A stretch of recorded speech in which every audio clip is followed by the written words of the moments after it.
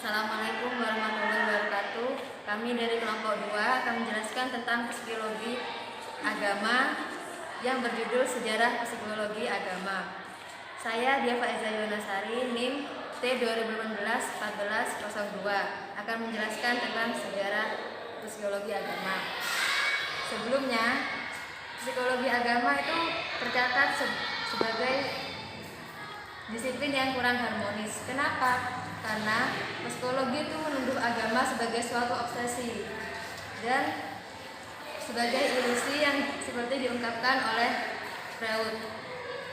Sebagian psikologi menyatakan sebelum orang itu mendalami agama lebih dalam, dia harus terlebih dulu mengalami sakit jiwa.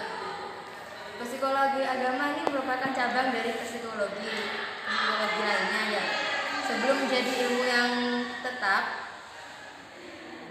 psikologi memiliki latar belakang yang cukup lama. Jadi psikologi agama ini relatif masih muda.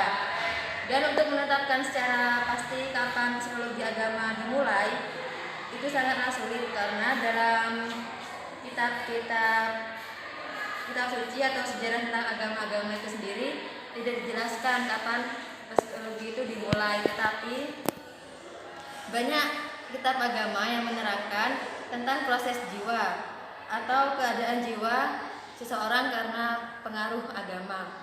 Sebagai contoh, kisah Nabi Ibrahim yang ingin mencari jiwa Tuhan atau sosok Tuhan melalui benda-benda yang ia kagumi. Contoh, kisah Nabi Ibrahim yang ingin mencari sosok jiwa Tuhan atau mencari Tuhan dari benda-benda yang diciptakan oleh Tuhan. Suatu ketika Nabi Ibrahim melihat bulan dan berkata, "Inilah Tuhanku." Tetapi tatkala bintang itu tenggelam, dia berkata, "Saya tidak suka kepada yang tenggelam." Setelah itu dia melihat bulan terbit dan dia berkata lagi, "Inilah Tuhanku." Tetapi setelah itu bulan terbenam dan dia berkata, "Sesungguhnya jika Tuhanku tidak memberi petunjuk kepadaku, pastilah aku termasuk orang-orang yang sesat." Kemudian dia juga melihat matahari terbit dan berkata, "Inilah Tuhanku yang lebih besar." Maka tatkala matahari itu terbenam, dia berkata, "Hai kaumku, sesungguhnya aku terlepas dari apa yang kamu persekutukan." Dari peristiwa itu, inilah yang disebut dengan konversi agama dalam ilmu psikologi agama. Juga ada suatu kisah mencontohkan konversi agama, yaitu seorang yang bernama Siddhartha Gautama, yaitu putra dari Raja Kapila Wastu. Dia awalnya adalah seseorang yang hidup dalam kemewahan, tetapi suatu ketika dia berjalan-jalan ke masyarakat dan menemukan bahwa manusia itu hidup dalam kesengsaraan, kesedihan, dan akhirnya juga meninggal. Akhirnya dia melepaskan semua kemewahan itu dan mengasingkan diri menjadi pertapa dari agama Buddha. Dan yang dimaksud konversi Siddhartha ini awalnya yang agama Buddha pindah ke agama Hindu. Warahmatullahi wabarakatuh. Saya Muhammad Nurul Tamam, NIM T 2018-14-19. Saya akan melanjutkan dari sejarah psikologi agama, yaitu sementara itu di dunia timur, khususnya di daerah-daerah kekuasaan Islam, ada tulisan-tulisan yang memuat kajian yang sama, yang serupa. Menurut Jalaluddin belum sempat dimasukkan. Padahal tulisan Muhammad Ishaq bin Yasir di abad ke-7 Masehi memuat berbagai fragmen dari biografi Nabi Muhammad SAW, seperti bukunya Ensiklopedia Islam ataupun Risalah Hai Ibnu Yaqzan fi Asraril Hikmah Al-Masyrikiyah yang ditulis oleh Abu Bakar Muhammad Ibnu Abdul Al-Malin Ibnu Tufail.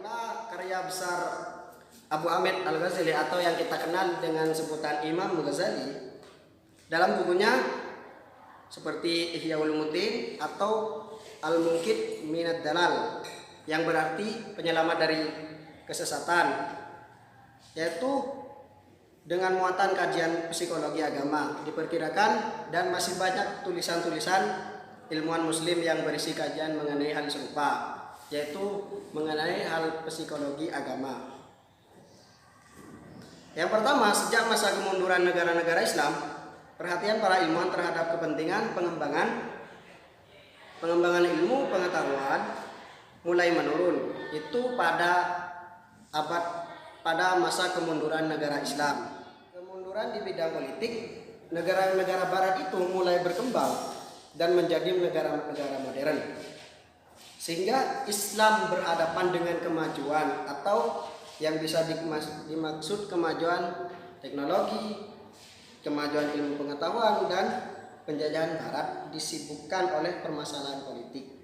Yang kedua, sejak penyerangan bangsa Mongol ke pusat peradaban Islam, yaitu pusat peradaban Islam pada masa itu ada di Baghdad, dan kekalahan di Andalusia. Maka itu terjadi pemusnahan karya para. Nama saya Anissa Ratnadewi, NIM T 20181434. Di sini saya akan menjelaskan beberapa metode yang ada dalam psikologi agama. Yang pertama yaitu dokumen psikologi. Metode ini digunakan untuk mempelajari bagaimana pengalaman dan kehidupan batin seseorang dalam hubungannya dengan agama. Untuk mengetahui informasi tentang hal ini, maka dikumpulkan dokumen pribadi seseorang. Tentang hal ini, maka dikumpulkan dokumen pribadi yang berupa autobiografi, biografi, dan catatan-catatan yang dibuatkan mengenai kehidupan beragama seseorang.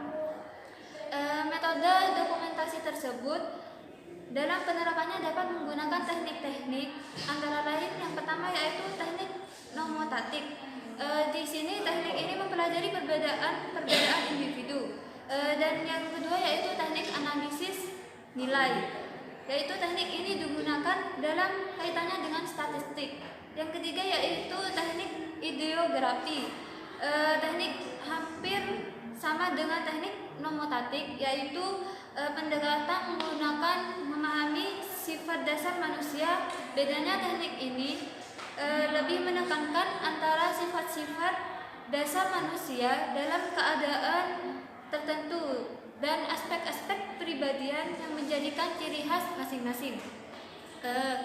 Yang keempat yaitu teknik penilaian sikap. Teknik ini digunakan dalam penelitian biografi, yaitu berupa tulisan atau dokumen yang ada hubungannya dengan individu yang akan diteliti. Yang kedua yaitu angket.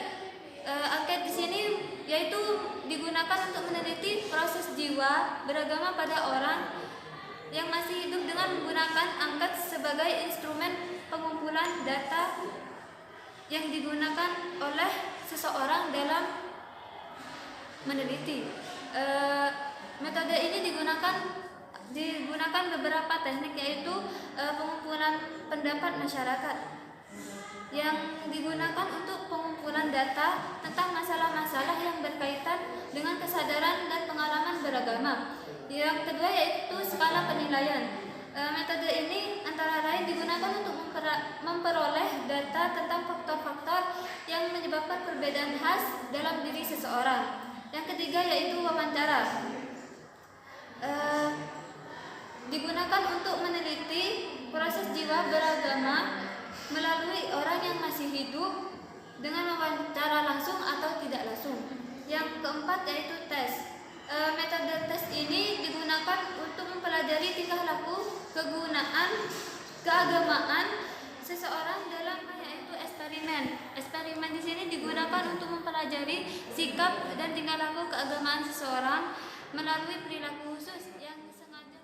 Nama saya Muhammad Fikri, NIM T 20181418. Di sini saya akan menjelaskan tentang hubungan antara psikologi agama dengan agama Islam. Yang pertama itu, secara terminologis psikologi agama tidak dijumpai dalam kepustakaan Islam karena latar belakang sejarah pengembangan bersumber dari literatur barat dan di kalangan ilmuwan barat yang mula-mula menggunakan sebutan psikologi agama adalah Edwin Hiller melalui karangannya Psychology of Religion. Selanjutnya, meskipun di kalangan ilmuwan muslim kajian-kajian dalam psikologi agama mulai dilakukan secara khusus sekitar pertengahan abad ke-20. Namun permasalahan yang ada sangkut pautnya dengan bidang kajian ini sudah berlangsung sejak perkembangan Islam. Kenyataan ini dapat dilihat dari berbagai konsep ajaran Islam yang dapat dijadikan acuan dalam situs psikologi agama. Selanjutnya, manusia menurut terminologi Al-Quran dapat dilihat dari berbagai sudut pandang. Manusia disebut al-habsi berdasarkan pendekatan aspek biologisnya. Dari sudut pandang ini, manusia dilihat sebagai makhluk biologis yang memiliki dorongan primer dan makhluk generitas. Sedangkan dilihat dari fungsi dan potensi yang dimilikinya, manusia disebut al-insan. Konsep al-insan menggambarkan fungsi manusia sebagai penyandang khalifah Tuhan yang dikaitkan dengan proses penciptaan. Dan manusia disebut an-nas yang umumnya dilihat dari sudut pandang hubungan sosial yang dilakukannya. Selain makhluk sosial, manusia dibebankan sebagai penanggung jawab sosial, baik dalam membentuk lingkungan sosial yang paling kecil yakni keluarga maupun yang lebih besar seperti masyarakat dan etnik maupun bangsa, maupun disebut sebagai al-insan untuk mengembangkan aspek spiritualnya. Dalam penerapan psikologi terhadap kajian agama, kita tidak wajib mengikuti salah satu di antara sistem-sistem teorinya dan menggunakan satu-satunya teori tersebut. Makna kata agama menimbulkan banyak kontroversi yang sering lebih besar daripada arti penting permasalahannya.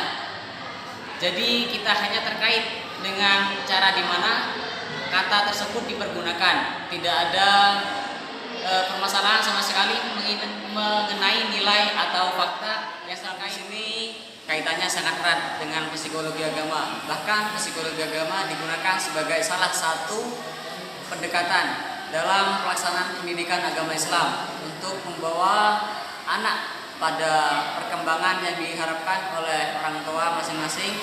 Tentu tidak mudah. Seorang guru harus mempunyai bekal yang cukup. Di antaranya yang pertama itu pribadi guru harus baik, yang kedua pengertian, dan itu pengertian dan kemampuan dalam memahami perkembangan jiwa anak atau psikologi anak. Baik, sekian, terima kasih. Kurang lebihnya mohon maaf bila ada tutur kata yang kurang berkenan di hati para panjenengan semuanya. Wabillahi taufik wal hidayah. Wassalamualaikum.